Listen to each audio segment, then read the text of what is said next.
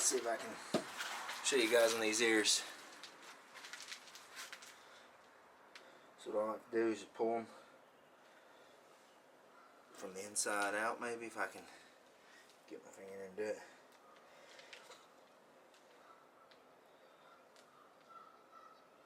Then I'll just kind of cut to get it started here. Alright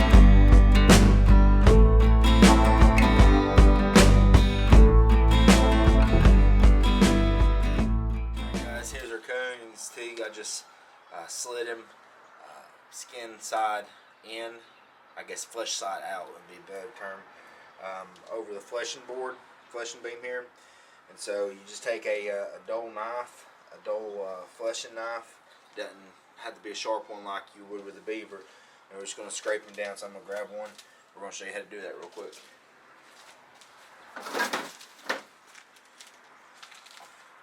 Got my one-sided fleshing knife here. You're just going to go straight down. Coons are pretty easy to flesh. They're not too bad at all, honestly.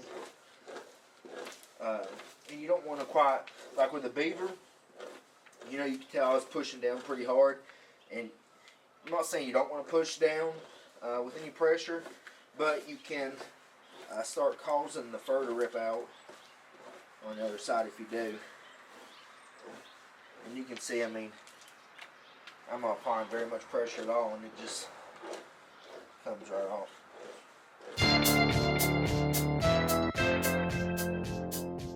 Like a small bear, just big old greasy things. Alright, so once I do that, I'll just kind of pick it up and turn it a little bit. What I like to do is slide it over one of the front legs like that, and then keep pushing.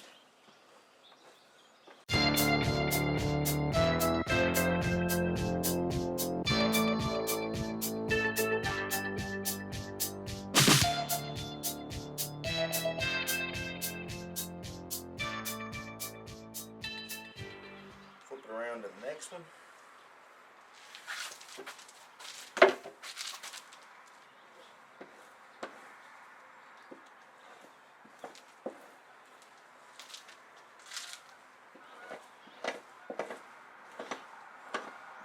You can kind of hear that scraping noise there. Well, I can. I don't know if you can or not.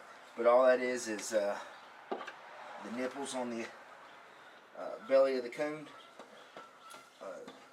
And you don't want to press too hard over them because you will rip it and cause a hole in the fur.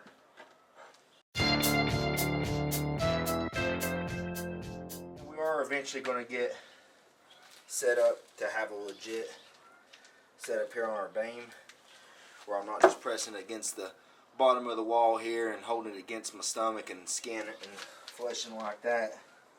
So whenever we get around to that, we'll be sure and do a video so you guys can see that. Just goes to show you that you ain't got to have the best of everything or all kinds of fancy equipment. Really, if you wanted to, you could do this with a pocket knife.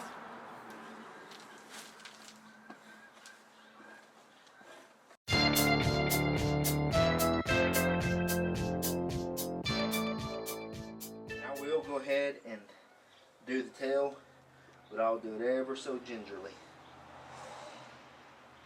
Just to get any of that fat down through there, because there ain't much skin down there, or flesh rather.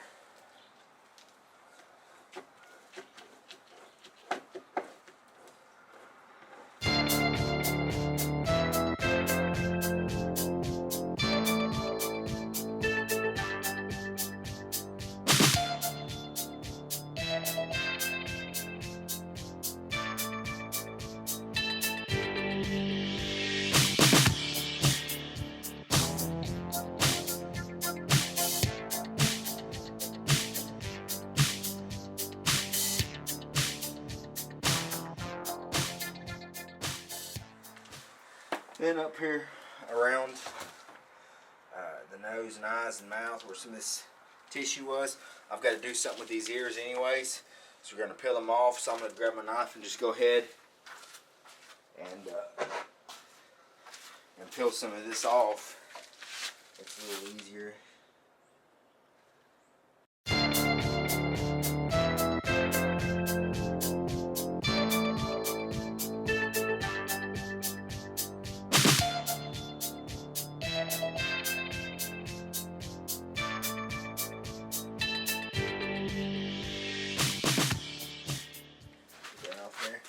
Well, we're right here. I'll go ahead and show you what I do.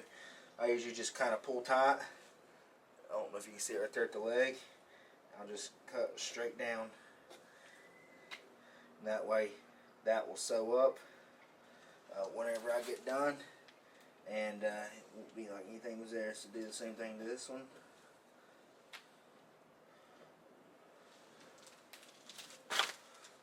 Get some of this gum tissue off.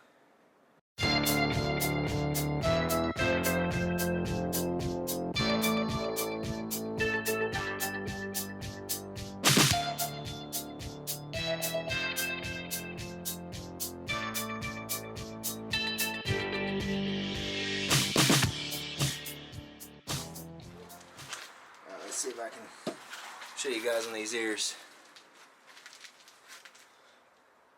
So what I like to do is just pull them from the inside out, maybe, if I can get my finger in and do it.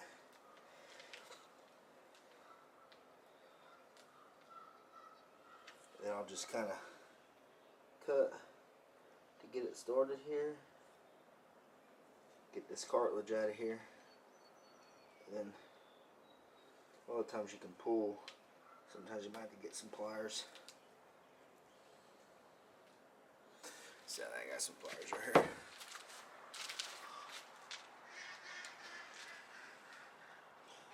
So you can see where there I got it started. Just pulling some pliers.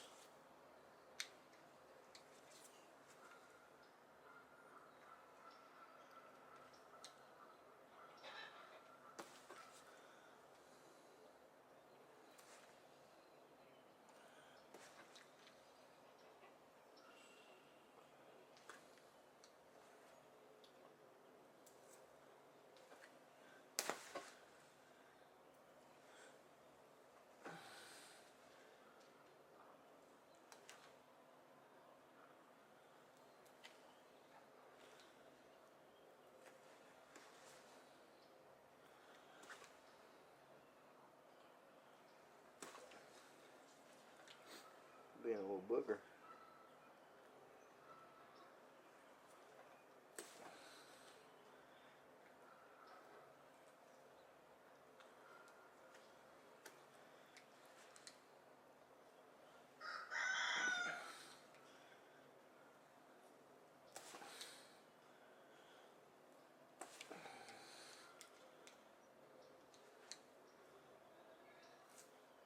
There we go.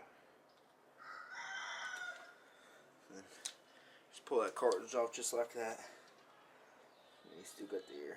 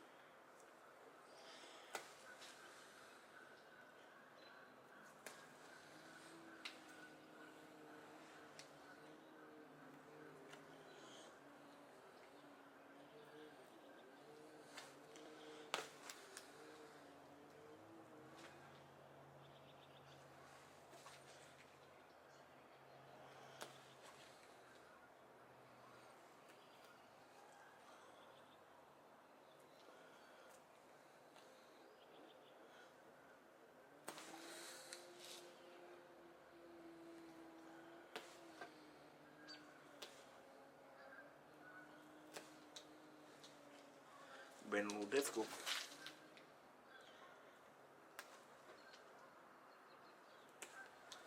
Some people probably don't even do this.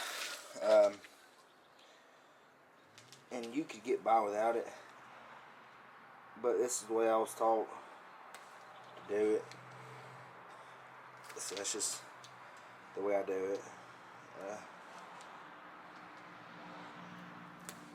It ensures that you don't get any slippage up there.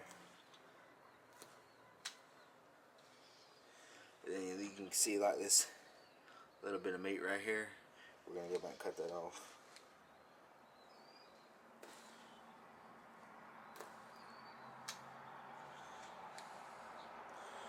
Alright.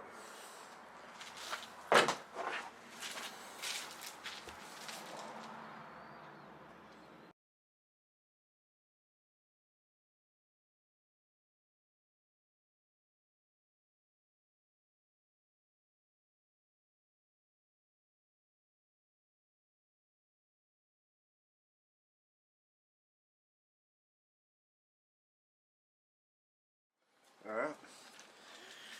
Ready for the stretcher. And I probably will use staples on this too. Usually for cones or anything that you case, I'll just use thumbnails. Or not thumbnails, thumbtacks.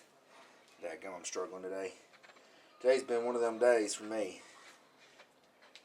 It's like daggum, everything that could go wrong just about went wrong, but got it straightened out. Life goes on. Alright, so I'm going to grab the staple gun real quick and we'll show you how to get that on there and stretched out. Alright, got the staple gun. So first thing I'm going to do is this center piece right here on this wooden stretcher. I'm going to pull tight down on it and I'm going to staple the tail down.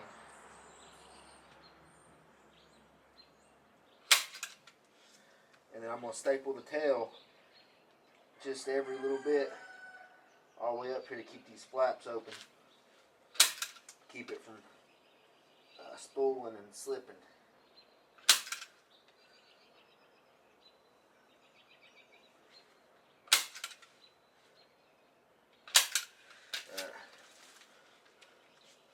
Once I got that done, I'm going to loosen these.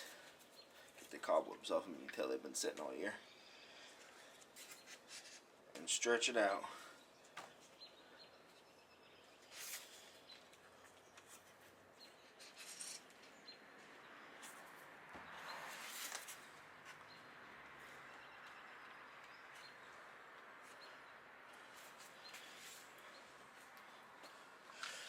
And then I'm going to pull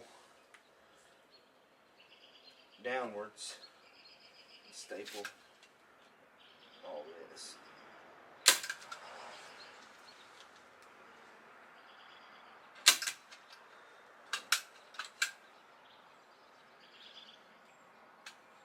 Even the staple gun don't want to work for me today.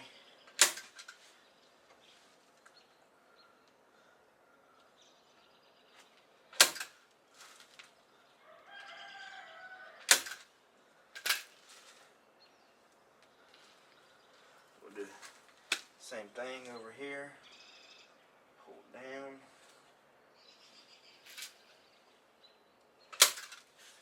Throw the staple in. Pull down. Throw the staple in. Alright, and there you have it.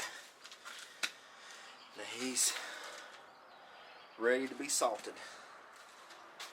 And coon don't need all that much salt, kind of like you see me do with the beaver. The beaver has a lot of fat, and even though we try to do a pretty good fleshing job on most of these, I'll be the first to tell you all the time it ain't perfect.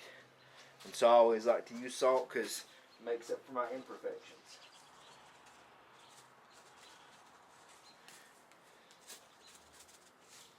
This will be fun. It's got out here and sucked up all that moisture in this rain we've had.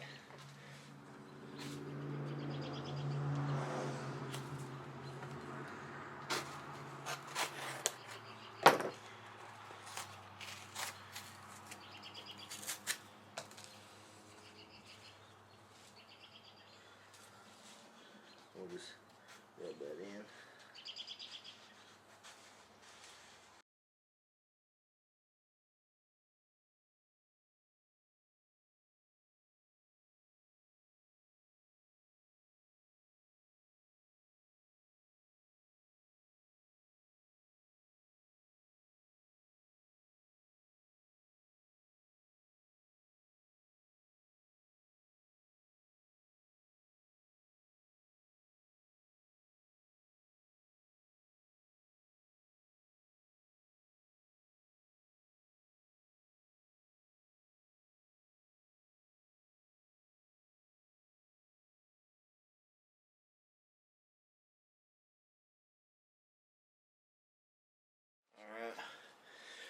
Now it's salted and ready to hang up, so we're gonna hang it now. We're gonna hang it in the garage. It's been real damp out here, that way you don't spoil. But that's how you flesh, stretch, and salt a raccoon. You guys come back to see how we soft tan it and make a coon skin cap out of it, like old Davy Crockett. You guys didn't even know it. But anyways, we appreciate you fellas, guys and gals, everybody watching. Make sure to like and subscribe, support the channel, leave us some comments, and you guys have a good one.